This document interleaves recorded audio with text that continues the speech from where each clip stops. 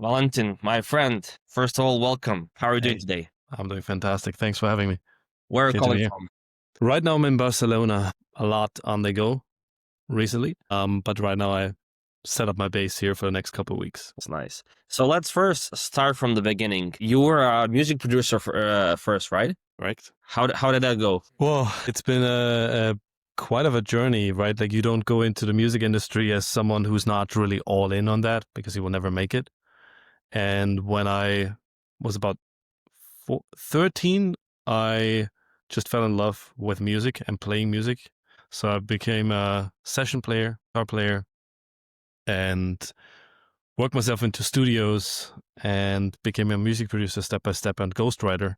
And that has been my mission and everything that I wanted since I was a teenager until I pretty much reached what I wanted to reach in that field. And I actually had a big signature moment where I was like pretty depressed because it's funny, like if you have a set goal that you wanted to hit for so long and you work towards that for years, over years, over years, over years, and then you get to the point where you work with your childhood idols, for me, then you reach a point where like, okay, what's happening next? What should I do? And you have this massive dopamine crash. And you can reach that also with milestones in your sales, right? Like when you're closing, but it happened on a massive level for me in the music industry. And I sat there in Santa Monica at the beach after a long session in the States. And I was like, all right, if that's it, I'm frustrated about life. And then I had to move on and go into a different direction. That's why I'm here. And tell me, like, what caused that big pivot from music industry to the high ticket space? I think fundamentally for me, the way that I grew up and how I got into music, that always been like a second interest in helping people. But at the same time, even when I grew up, I was very good at just selling stuff. So it's kind of cliche because you hear that quite often with people going into business at some point that they just like selling stuff and they just like to make money. I always liked money, which is a little bit weird if you're a guy who wants to make money in the music industry. Like artists just reject the idea of being wealthy and making a lot of money. But for me, it was always like a weirdo when it comes to that. And I always thought in systems, I always thought in processes. So I kind of had this way of thinking even when I was in the music industry. And I knew that, well, I had exhausted that idea and I just needed to move on. So I was a little bit lost and tried a couple different things. I actually did a training to become a naturopath and wanted to go in that direction because my dad is in the medical field. He's a surgeon. And I felt like, okay, maybe I just want to help people on some level and do that. And then when there was the chance of me taking over a business of one of my teachers at the university, I realized that I don't want to help and treat people. I didn't want to work with patients. But what I liked was having conversations with people. I was like, that's the path for me. And so I rejected the idea of like taking over her business. And I started working with a big online coach who I respected a lot. And there was just an opportunity for me to jump into taking sales calls. And I had no fucking idea what I was doing. It was not my first language either. I was just like, you know what? Give me 2 weeks. I'm going to prepare myself. I'm going to jump on the first call. It was a very bold move. And I think I had learned that before in the music industry. Just have to be bold and just maybe overpromise and then just do everything you can to catch up with your skills. And I did that back then. It worked pretty well. And I got excited about that. I actually also built a business then next to that I exited last year.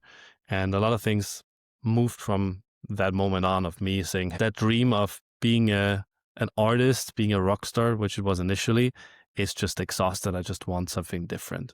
I want to build something. What were the biggest misconceptions you had when you first started? When I started with sales, yeah. The way that I got into sales was a pretty old school approach. I would never ever coach and teach anyone to do sales the way that I learned to do sales. So a big part of it was I didn't really believe in it, but I ran with it. Was there is basically one thing that I remember my mentor saying to me when I had a guy that didn't close on the call was, you have a gun with one bullet in it. It's either him or your family, right? And it was like this very like me versus them sales approach. And it still gets you somewhere, right? Because you're like hungry and you just push for it. but it was very hostile and it made things way harder than they needed to be. So my misconception at the beginning was, well, it is like in the movie Wolf of Wall Street. You just go in and you take all the money you can take and you get out of it. And I just loved the play of it, to be honest, because I used to help people with their dating life. And I felt like now I get paid for doing the same thing, just a business. So I love it, right? I just loved the hunt for making money. Yeah. Me as well, guilty as charged. I mean, everybody is, if they're really honest, and nothing wrong with that. I mean, that's why we're all here in the business in the first place. I mean, you've been a top closer, now you're managing teams. Like, what's the biggest difference in mindset that's required, to go from crushing your own numbers to establishing others to crush theirs? Yeah. Oh my God. It's a big, big thing that I see being misunderstood in the industry. There's so many closers who just feel like it's the natural development of a natural progression to go from, I'm a closer, at some point, I want to make passive income, even if people would not call it that way. Very often people go from closing to wanting to be a manager because it feels more passive. And that's the worst mindset you can have to go into management. You will be fucked if you do that. But a lot of people do it. And I believe that it's an entirely different skill set. I believe the best closer typically is not the best manager. And the reason for that is a closer is a solo player. Closer just wants to perform and produce. And I want to have people like that on my team. But if you want to become a manager, you need to be a team player and you need to completely get your ego out of the game and you build the stage for performers. That's what you do. Like the way that I see it is like I'm a builder of these players in the game. I'm not only a coach, I built the environment for them so they can play at the highest level. And I think there's a big misconception of what that actually means, mainly from the founder side. So they like to promote the best closer into becoming a manager, and it always backfires. 90% of the times, it's just not something that will help. And I think the only reason why it worked for me is that I had a business next to all of this. And the way that I got into that and the way that I led the business was just all about me doing everything I can for the people in the company. It had nothing to do with my ego. My face was nowhere. And that's maybe next to me just being a team player in general, the only reason why it worked for me.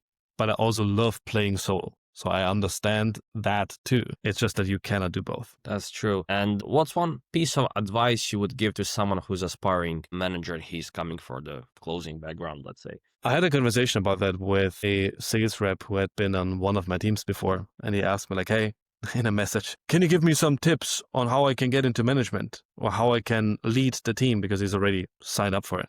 I was like, it's so hard to condense that into like a couple sentences. Let's get on a call. Let me just walk you through it. I believe essentially what you do as a manager is you look at numbers for the most of it. You look at numbers and you make decisions based on the numbers that you see every single day. And you fix things so that your team produces higher results. That's all you do. And you coach them, yes, you train them, but that's not really the main game. The main game in management is that you're always aware of what's going on in terms of your numbers and how you can change things. You play with these numbers. You're more of an operator than anything else. Very often, also sales trainers come into these roles. I don't believe that you will do your job properly, because you need to be, in essence, more of an operator and you need to think like a builder. That's what I see. Like there's 4 things that you need to do. You need to do call reviews, right? You need to train the people on your team by understanding like what is their biggest bottleneck that they're having in the process right now. So you focus on that one bottleneck and you fix it. Same for data. You look at your data, right? You look at the show rates, you look at the cancellation rates, reschedule rates, you look at your close rates, you look at the cash collection rates, return of ad spend, etc. And you look at like what is the biggest bottleneck? I'm going to focus all my attention on that. I'm going to fix that. The rest is communication between different departments and also within your department, that you're always available and you want to be there as the guy who mentally tunes the team so they perform at the highest level, that you stretch them, that you understand them, that you sell them on the idea of pushing for something higher. So sales never stops, right? You need to sell the founders on making adjustments. You need to sell your team on following the vision and following also changes when they're required. And a lot of people just don't have that ability. That is true. Numbers never lie. And when you're hiring, like what are some of the traits that you're looking for in a reps that you want on your team and that you know they will perform down the road? Yeah. I really don't care that much about their training. They should have a background, of course. They should be ready. And however, because of the way that I see sales, for the most of it, I would rather take someone on who's coachable and who's just reliable than someone who's just trained, but someone that I don't trust in terms of how they show up. And there's a little bit of a problem because I know it from myself, like if you're at a certain level and you perform very well, then a lot of closers just tend to not take other things so seriously. They believe that they're already at a level where nobody can compete with them. They're always on top of the leaderboard. So why would I push myself even further? You want to have these people on sometimes, but for the most of it, I want to have people on who are coachable, who are hungry, who want to push for their own targets. If I see a person who doesn't have any personal goals, I don't believe that it's going to be the greatest closer. And for our audience that mainly wants to make 10, 15K a month consistently, like what's a single most impactful shift that they can make in their closing strategy today? What I see very often, I had a conversation about that yesterday with a team and a training on that, is people focus so much on tactics that they get lost in that. And I believe that if you were to ask yourself better questions, you would figure out faster where you have your own sticking points. And I see the prospect as a reflection of your own belief system. So the more that you work on your inner stuff and you challenge your own belief system and you fix your thoughts, emotional states, and your actions with that, the faster you will become a better closer because you will spot these things. So in essence, I would recommend everyone to really run discoveries on yourself. Run a discovery on yourself, figure out what is your biggest sticking point, your biggest pattern that blocks you from taking your closing skills to the next level and double down on it, right? It's a very systematic approach, but I set up a system for that for people so that they always get better. And that helped me so much to grow faster. And what's your take on scripts? Like, are they a crutch? Are they a good tool? And how to use them effectively? Yeah. I mean, did everything, right? Like I run a lot of calls on scripts and I always felt like the real magic happened in between the questions. So in essence, right now, I don't run anything with a script and I would recommend people letting go of the script. And there's parts of the sales call that will be scripted, like the pitch. Of course. But overall, I believe that if you allow yourself to have a real conversation with a person and you really understand sales, you'll always be miles ahead of anyone else who runs with the script. Nice. I mean, you're living in Lisbon, now in Barcelona. You're truly remote. And are the unique advantages and challenges of running a remote high-ticket sales lifestyle? I personally, like for your personal development, I believe it's very helpful, especially as a closer, to leave your town and see something different. Because I always make fun of closers running their rebuttals and their reframes on their prospects of something that they've never done themselves. It's hilarious. It's just unbelievable. And I think you should collect more stories for yourself so that your words have more weight. So it will make you a better closer if you go out there and explore the world. I'm a believer in that. But on the other side, I'm personally exhausted of traveling. Because setting yourself up again and again and again, even worse as a closer, it makes it so hard to go all in and focus on your schedule. So you need to find a balance. I believe it's good that you have a phase in your life where you explore the world, but at the same time, be smart about that. Basically, don't do what I do right now. I would just recommend just staying in one place for like 3 months, maybe even 6 months, and only then moving to the next place. You'll get more out of both the places that you visit and more out of your career. Yeah, everybody's at the gym right now that I know in the closing world, like literally hundreds of guys. And nowadays, everybody says culture fit, culture this, culture that. Like how to truly build that team culture that's thriving. I heard that question yesterday. That's why I'm laughing. This is, I believe, very often a fluffy topic. You could talk about that and it actually won't change anything in your business. However, I've seen how important it is to have strong culture, especially in a business where I was working with people physically together. So it was not remote. You could say that, okay, maybe remote, it doesn't matter that much. It actually matters way, way more because you don't have the same ability of holding people accountable in a remote setup. So the way that you instill that in a company, in my opinion, is management needs to come together and define very clearly, like, what are the standards, what are the core values of our company, what do we stand for, what are we not standing for, and then it needs to be enforced through every fucking system, throughout the entire company, everything from the onboarding process to how we hire people, of course, every training, every single meeting, everything needs to be spoken through these core values. You need to feel it in everything you do. If you go to an Apple store, you feel that you're in this culture of Apple. If you look at Harley Davidson and what they've done, you see people, consumers, who have a tattoo of Harley Davidson on their arm. Why is that? Because they created a culture, and it's not by accident. And I deeply believe that if you're having the ability of instilling that, everything is easier. As a manager, like, it's so much easier because people hold themselves accountable. They call each other out if they fuck up. And it's just something that you need to consciously do, and takes a lot of fucking effort, but it's definitely worth it if you want to build a company for the long run and not just something that makes you quick bucks. Yeah, and speaking of companies, you recently founded Vigorous and Venture. Like, can you tell me what's your vision behind it? Yep. It's been a company that I registered for like I think like 2 years ago. But the initial idea was for me actually to just get into closing and making money off that. It was not a big plan that I had because I had another business. And I focused on that, and I just enjoyed closing and making money next to what I did, because the startup doesn't really make you rich in the beginning. The initial vision was very small, but it turned into something where right now I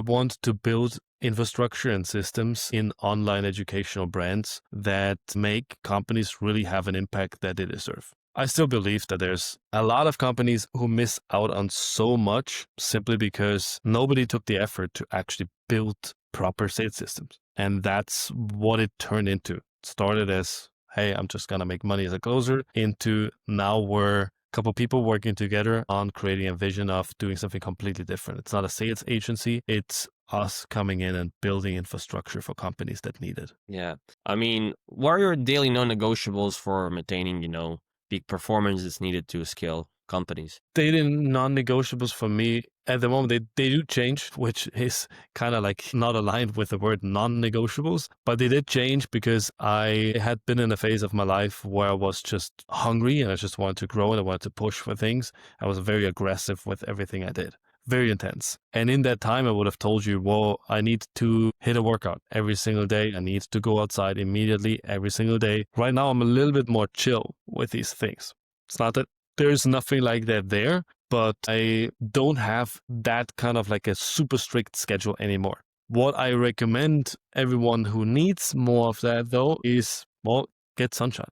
Go outside as fast as you can when you wake up. If possible, get up early in the morning. If you're in Europe, well, might be hard because you're working probably US times. So just get up as soon as it makes sense after 8 hours of sleep, right? Non-negotiable for me is like sleep, right? I just need my sleep. I need enough water and good nutrition in general. And I need to move my body. Right now, I'm not in a phase where I meditate every day. I used to do a lot of that. It's not that I have like a super strict schedule in terms of like the workouts that I do, but I recommend just going for some sort of movement every single day. Make sure that you have a plan on what you're going to do every single day. I tend to forget what I do every day. I have a power list that I follow. So what I do is, like, before I go to bed or before I end my day, I have 3 to 5 tasks that I write down for the next day that I want to accomplish. And they're non-negotiables. And I focus on that and I hit them so that I feel like, okay, I won my day and I can take the next day on, and I just have a compounding effect of wins over wins over wins when I look back at the weeks that I had. Same here. And how do you deal with stress in the fast-paced environment that everybody describes their offers nowadays? Yeah. Well, one of the ways that I deal with it is actually setting these tasks, because for me personally, it's very hard to stop working. So I can get into a mindset of like, I don't want to stop, and I will just continue working.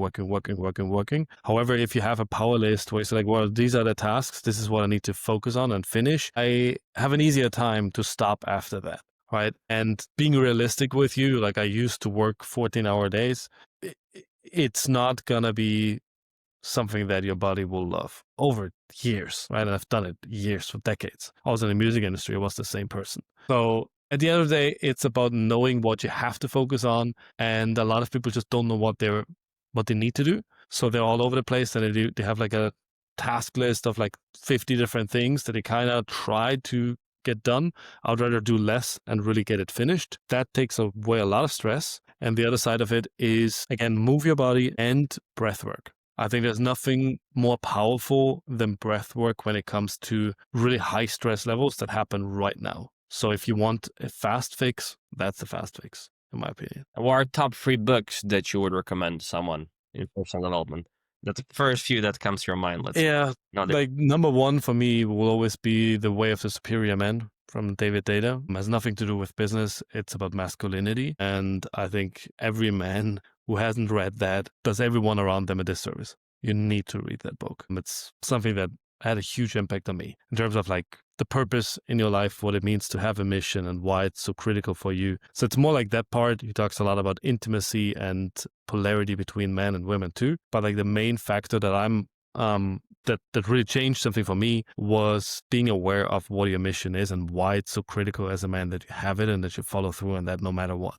That's definitely number one. I would have to find now 2 others. It's very hard for me to name them. I think like one of the other big and very impactful books for me were 4 Agreements. It's more like a spiritual book. It's like tiny, but what's in there is just so on point. It's basically rules to life. And if you follow them, you have a fulfilled, satisfying life. And it's critical for anything you do. Good ones. Personal brand. I see you post often about the insights from the industry. How important is that in 2025 and going forward? It's something that I struggled with a lot, to be honest, because I was so focused on just being better at what I do. And I still believe that that should always be the main thing that you focus on, is just getting better at your craft. But then fact is that there's people out there who are worse in their skill set than you, and they do get the offers that you want. And you can complain about that and you can be pissed about that.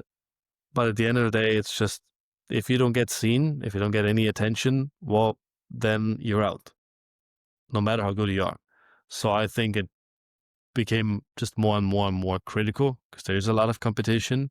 So if you don't have any sort of content or any sort of brand that allows you to get seen, you will never get the opportunities that you could have had. That's true, definitely. We live in that tension-grabbing society nowadays. And what's one piece of advice you would give to yourself 5 years ago? 5 years ago. I know I put you on a spot. Think more long-term. Think more long-term. You don't have to conquer the world today. I was very short-term focused in terms of business and what I wanted to achieve. It needed to happen now, which is at the same time a gift. It's a gift that you have this urgency and sense of urgency, and I still have it. But at the same time, back then, I could have focused way more on the journey and just focus on what you can do right now. Just get better in your closing skills, get better in basics of business instead of needing to grow like so fast. Right? I run myself into massive fatigue and burnout by just having this massive urgency. And it's not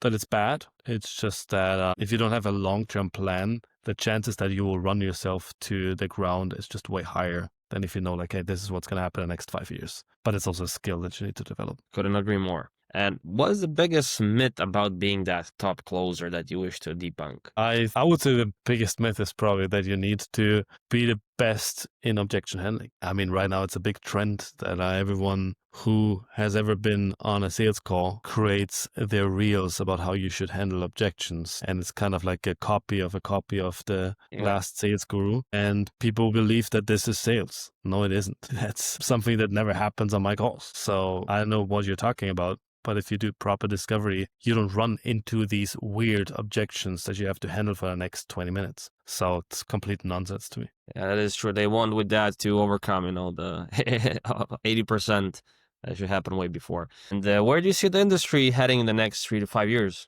I believe it's going to get way more competitive simply because there's like more and more bigger brands also pushing the idea of getting into closing. We see that right now happening, right? There's a lot of big players who just get into the business of getting closers set up and running. The majority of these people will be flushed out very quickly again because, first of all, the competition will go up. And second of all, AI will make a lot of mediocre people just obsolete. I don't believe that it's going to take away jobs of the people who are good, but I believe that it's going to take away jobs of the people who are just really playing small. And if you had to distill all your sales wisdoms, into one principle, like what would that principle be? No, that's a good one. What's the biggest bang? The number one principle is you'll always be confronted with the same belief system that keeps you stuck in your own life on these sales calls, which means everything is a reflection of who you are and where you're at right now. So if you can identify that bottleneck inside of you, you will not only have a better life, but you have it way easier on sales calls. And it sounds a little bit woo-woo, but that's the beauty of sales. It pushes you to become better, not just as a closer, but as a human being. That is true. That is true if you really look at it. And what was the most valuable lessons that you learned through your own leadership? How many? I think, there's been, to be honest with you, there's been nothing more painful, nothing more heartbreaking than going through that journey of leadership. Nothing is comparable. Like no relationship that came to an end is anywhere closely relatable to the degree of pain that you will go through if you go into leadership. At the same time, it's also the most rewarding thing that you will ever do. So biggest lessons in that, there's so many. But the biggest recent lesson for me was just very humbling. It was me being a guy who tries to fight for everything can make me the worst leader in the world. So it's like more like a personal kind of lesson, but I think it might be valuable for others too, who tend to be very aggressive and very intense as leaders, and they want to fight for their own team and they want to fight for what's right. But it turns into you fighting for the sake of the fight. And that is what happened to me and a company that we ended our partnership with, where I tried to defend the team, and it actually led to even more problems for everyone involved, because I got into it from a perspective like, all right, if you want to fight, I want to fight even harder, and I'm going to double down on it. So, big lesson for the leadership is know when you have to fight and know when you start fighting for the sake of the fight and not for any specific target. Definitely. What's a most common trait that you see in people who consistently exceed their sales goals? You mean sales reps or managers? Yeah, Or we'll go with the reps. the people that I see who constantly win, like who have a good foundation, typically are people who do have a strong urgency in what they do. And that might be like everyone has different reasons why, but they have a strong reason why they're here and why they're on these calls. That sets people apart from mediocre sales reps like nothing else, in my opinion. Because you can train a person who's hungry, but you cannot train a mouse to become a bear. It's just not possible. And skill set is one thing, but really like having that mentality of like, I do want to eat more and I cannot stop. That's what makes a closer really great. And now, interesting one. One thing that you strongly believe in sales that most people would disagree with. One of the best mentalities that you can have to becoming great in sales is taking full ownership over everything that happens, including show rates, including what kind of prospects you get on your calls. It's all your fault, nobody else's. I don't say that's necessarily true. I say that that mentality of saying it's on you will always make you better closer than a person who's like, well, there's things that just are out of my control. It's a hard pill to swallow, definitely. A complete different mindset. In my opinion, that's also what separated the winners from the mediocre ones. And for our audience of setters, closers, and managers, mainly who are watching this, and pretty much everyone in the remote space world, like what's their next immediate step after they watch this special guest podcast episode for them to take to really go to that next level? I believe the best thing you can do is, again, I said it before, and I want to say it again because I just saw recently how impactful it is for reps and for managers, for anyone who's in business, anyone who wants more, is start running discoveries on you. Like, don't just journal and write down how you felt today and what you had for dinner. Ask yourself the same questions that you ask your prospect. And as a manager, that will make you a way better leader too. What is the biggest challenge that you're having with your closing, with your management, with your leadership position right now? And start writing and start getting into it. That will take you to the next level, no matter where you're at. Yeah, that's a very interesting rabbit hole to go on.